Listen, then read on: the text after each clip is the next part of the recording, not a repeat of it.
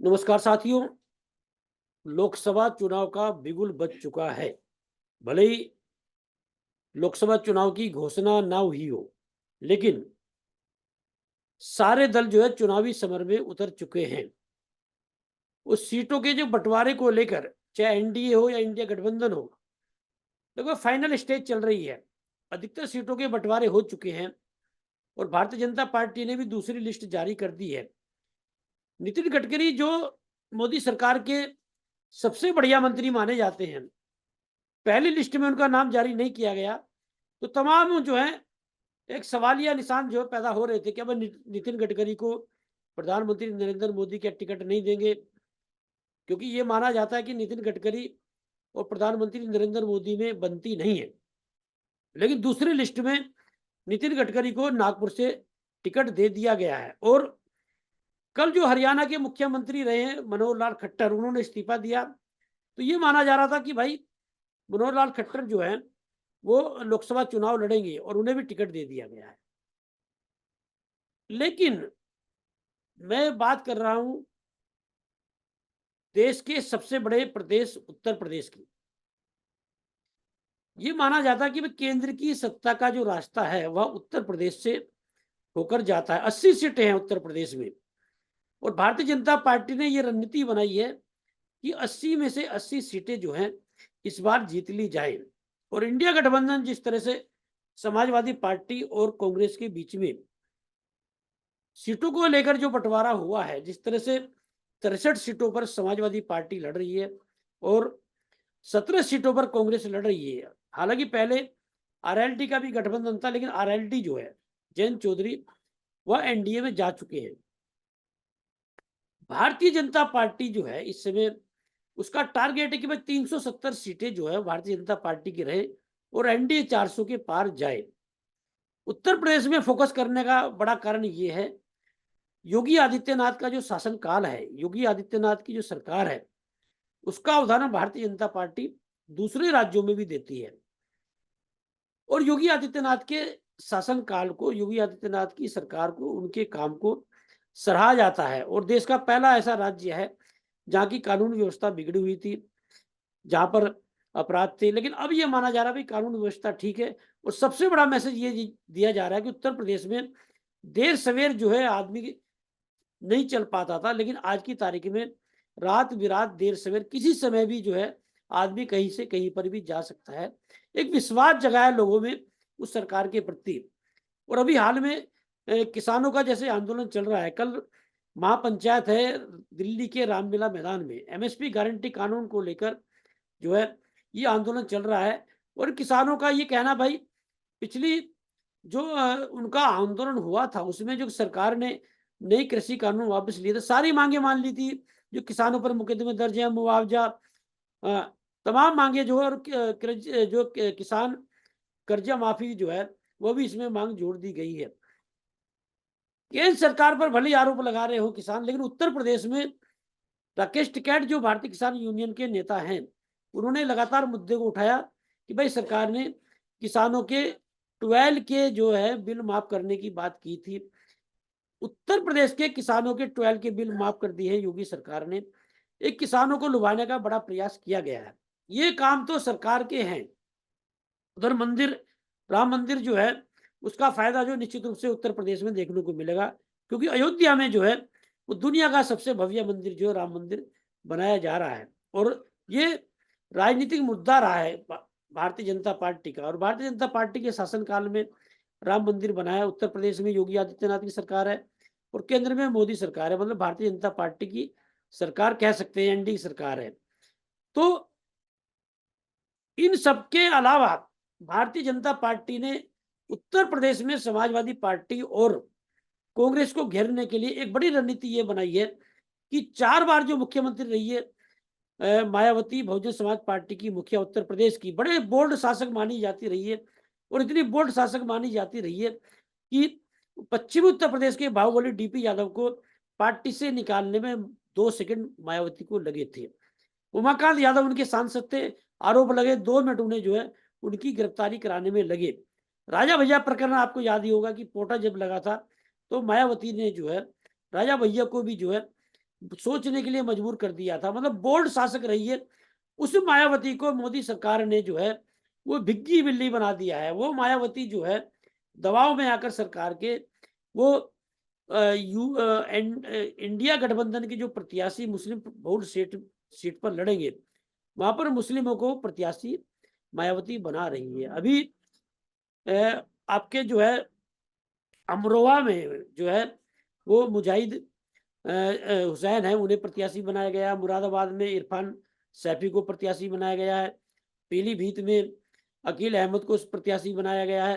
पीलीभीत में नहीं, पीलीभीत में अनीस अहमद खां को प्रत्याशी बनाया गया है। कन्नौज में अकील अहमद को प्रत्याशी बनाया गया है।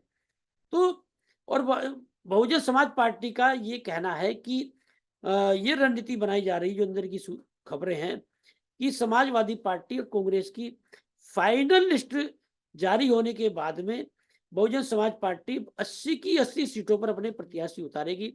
और ये माना जा रहा है कि मुस्लिम बहुल सीट में मुस्लिम प्रत्याशी मायावती उतारेगी। मतलब दलित और मुस्लिम वोट बैंक जो है वो काटने की पूरी तैयारी मायावती की। और मायावती नहीं, असुद्दीन ओवैसी को भी उत्तर प्रदेश में लगाया जा रहा है। और असुद्दीन ओवैसी के जो प्रवक्ता आसिम वकार, उन्होंने बोला भाई कि समाजवादी पार्टी जहां चुनाव लड़ेगी, आजमगढ़ में लड़ेगी, वहां प्रत्याशी उतारेंगे। बदायूं में शिवपाल यादव लड़ेंगे, वहां प्रत्याशी उतारेंगे। फिरोजपुर में राम गोपाल यादव के लड़के अक्षय यादव लड़ेंगे, वहां प्रत्याशी उतारेंगे। मतलब जहां जहां समाजवादी पार्टी चुनाव लड़ेगी और समाजवादी पार्टी विशेष रूप से यादव परिवार के जो लोग लड़ेंगे, वहां पर प्रत्याशी उतारने की बात असुद्दीन ओवैसी की पार्टी कर रही है। तो बड़ा प्रश्न ये उठ रहा कि भाई जब भारतीय जनता पार्टी के इतने बढ़िया काम है और प्रधानमंत्री नरेंद्र मोदी भ्रष्टाचारियों पर कार्रवाई की गारंटी की बात करते हैं, राम मंदिर बना दिया, योगी आदित्यनाथ के इतने बढ़िया काम है, तो उत्तर प्रदेश में अखिलेश यादव को और कांग्रेस को घेरने के लिए मायावती और असुद्दीन ओवैसी को क्यों लगाया जा रहा है? एक बड़ा प्रश्न ये भी होगा। भाई लोग कहेंगे कि भारतीय जनता पार्टी क्यों लगाएगी, वो अपना उन्हें वजूद बचाना है तो वो चुनाव लड़ेंगे। मुस्लिम प्रत्याशी, यदि मुस्लिम बहुल सीट है तो मुस्लिम प्रत्याशी लड़ाएंगे। लेकिन ये माना जा रहा था कि अ, अखिलेश यादव ने बोला भी कि हम तो बहन जी को जो है प्रधानमंत्री पद का दावेदार बनाना चाहते, तो कांग्रेस भी सहमत थी मायावती को इंडिया गठबंधन से प्रधानमंत्री पद का दावेदार बनाने के लिए।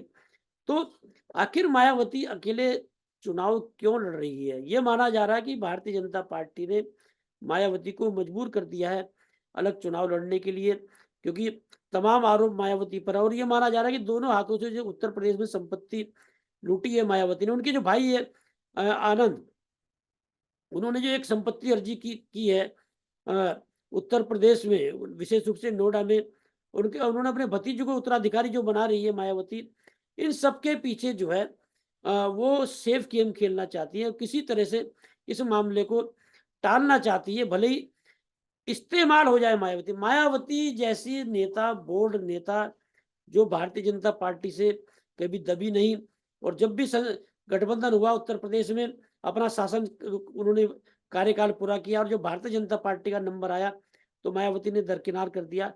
तो वो मायावती आज दबाव में है और इस्तेमाल हो रही है भारतीय जनता पार्टी द्वारा। भारतीय जनता पार्टी जहां पर जो प्रत्याशी उतारने की बात मायावती को कर रही है, वो वहां पर प्रत्याशी उतार रही है। ऐसे में बड़ा प्रश्न ये उठता है कि मायावती अब भारतीय जनता पार्टी की मदद करेंगी या अपनी पार्टी को बचाएंगी, क्योंकि ये माना जा रहा है कि 2007 में मायावती का उत्तर प्रदेश में 30% वोट बैंक था और 2017 में जो है घटकर 23% जो है वोट बैंक रह गया। और 2022 में जब चुनाव लड़ा मायावती ने विधानसभा का, तो ये माना जा रहा है कि 13% जो है वो मायावती का वोट बैंक रह गया। और 2024 में यदि अकेले चुनाव लड़ रही है जैसे उन्होंने दावा किया है और प्रत्याशी भी उतार दिए हैं, तो ये माना जा रहा है कि 8% से भी कम वोट बैंक जो है मायावती का उत्तर प्रदेश में रह जाएगा। मतलब ये समझ लीजिए कि 22% वोट बैंक जो है मायावती का घटा है। ऐसे में पार्टी को खतरा है। राष्ट्रीय पार्टी घोषित कर दी गई थी किसी समय में बहुजन समाज पार्टी, और आज की तारीख में विधानसभा में एक विधायक है बहुजन समाज पार्टी का। जो पार्टी पूर्ण बहुमत से उत्तर प्रदेश की सत्ता में आई 2007 में और मायावती जो है पूर्ण बहुमत के साथ में मुख्यमंत्री बनी, उस पार्टी का एक विधायक जो है विधानसभा में है। 10 सांसद जो है पिछली 2019 में जब समाजवादी पार्टी से गठबंधन किया था, 10 सांसद थे और सारे सांसद लगभग जो है वो दूसरी पार्टी से चुनाव लड़ने की फिराक में हैं। और ये माना जा रहा है कि मात्र 2 सांसदों को जो है वो रिपीट कर सकती है मायावती और 8 सांसद दूसरी पार्टी से चुनाव लड़ेंगे। और अफजाल अंसारी जो है मुख्तार अंसारी के बेटे, उन्हें समाजवादी पार्टी से टिकट दे दिया गया है गाजीपुर से। और कई दावेदार हैं आपके अमरोहा से जो है टिकट कट ही चुका है दानिश अली का। ये माना जा रहा था भाई कांग्रेस उतारेगी, अब देखो कहाँ से दानिश अली चुनाव लड़ते हैं। कुल मिलाकर ये कहा जा सकता है कि समाजवादी पार्टी और कांग्रेस का खेल बिगाड़ने के लिए मायावती और असदुद्दीन ओवैसी को भारतीय जनता पार्टी ने लगा दिया है। अब तक असदुद्दीन ओवैसी की पार्टी जो है वो भारतीय जनता पार्टी की बी टीम मानी जाती रही है, लेकिन आज की तारीख में बहुजन समाज पार्टी को भी भारतीय जनता पार्टी की बी टीम कहा जाने लगा है। या ये कह सकते हैं कि आज की तारीख में बहुजन समाज पार्टी भी वोट कटवा पार्टी जो है कहलाने लगी है। मतलब उत्तर प्रदेश में जो नेता 4 बार मुख्यमंत्री रही और बोर्ड वो शासक रही, मायावती जो है उत्तर प्रदेश में वह बोर्ड शासक मानी जाती रही है। और मायावती जब 2007 में मुख्यमंत्री बनी तो ये कहा जाने लगा था भाई देश को एक दलित प्रधानमंत्री आने वाले समय में मिल सकता है, क्योंकि मायावती का जो चेहरा वह बोल्ड माना जाता रहा। ऐसी बोल्ड नेता को बेबस कर रखा है भारतीय जनता पार्टी ने। तो ऐसे में बड़ा प्रश्न ये उठता है कि भारतीय जनता पार्टी की सरकार बने या किसी और पार्टी की, तो इन दलों की जो चाहे समाजवादी पार्टी हो, बहुजन समाज पार्टी हो, एनसीपी हो, झारखंड मुक्ति मोर्चा हो, ये जो क्षेत्रीय दल हैं, इनकी जो कमजोरी इन पार्टियों ने उठा रखी है, सरकारें जो उठाती हैं, तो आने वाले समय में तो क्या ये पार्टियां उभर आएंगी, उभर पाएंगी, या इनका अस्तित्व खत्म हो जाएगा? यदि इनका अस्तित्व खत्म होगा तो फिर देश के राष्ट्रीय राजनीतिक पटल पर कौन से नेता जो है वह देखने को मिलेंगे? क्योंकि ये माना जा रहा है कि ये चुनाव जो है भारतीय जनता पार्टी एक तरफा जीतने जा रही है। तो विपक्ष के एक लोकतंत्र में ये माना जाता है कि भाई अच्छा लोकतंत्र में वो तभी होता है कि विपक्ष मजबूत रहे। तो इस बार ये माना जा रहा है कि पिछली बार के विपक्ष से भी कमजोर विपक्ष देश को मिलने वाला है। ऐसे में ये जरूर कहा जा सकता है कि जो संघर्षशील लोग हैं, यदि वो राजनीति करेंगे तो निश्चित रूप से उनको आगे बढ़ने का मौका मिलेगा। लेकिन लोकसभा चुनाव में अब देखना ये होगा कि बहुजन समाज पार्टी और असदुद्दीन ओवैसी जो है वो वोट कटवा पार्टी साबित होते हैं या उत्तर प्रदेश में कोई सीट जीत भी पाते हैं। वो इंडिया गठबंधन को हरवाने में अहम भूमिका निभाते हैं, या फिर इंडिया गठबंधन जो है इन लोगों की जो रणनीति है उसे जो है उसे नेस्तनाबूद करते हुए अपने को साबित करता है। अब देखना ये होगा उत्तर प्रदेश में किस तरह के चुनाव सामने होंगे, चुनाव किस तरह का लड़ा जाएगा और आगे आने वाले समय में उत्तर प्रदेश के परिणाम क्या होंगे, क्योंकि अभी घोषणा ही नहीं हुई है चुनाव की। अभी चुनाव होगा तो चुनाव में दिन पर दिन जो है समीकरण बदलते रहते हैं। अब देखना ये होगा कि उत्तर प्रदेश की राजनीति में लोकसभा चुनाव में बहुजन समाज पार्टी और ओबीसी क्या रोल अदा करते हैं।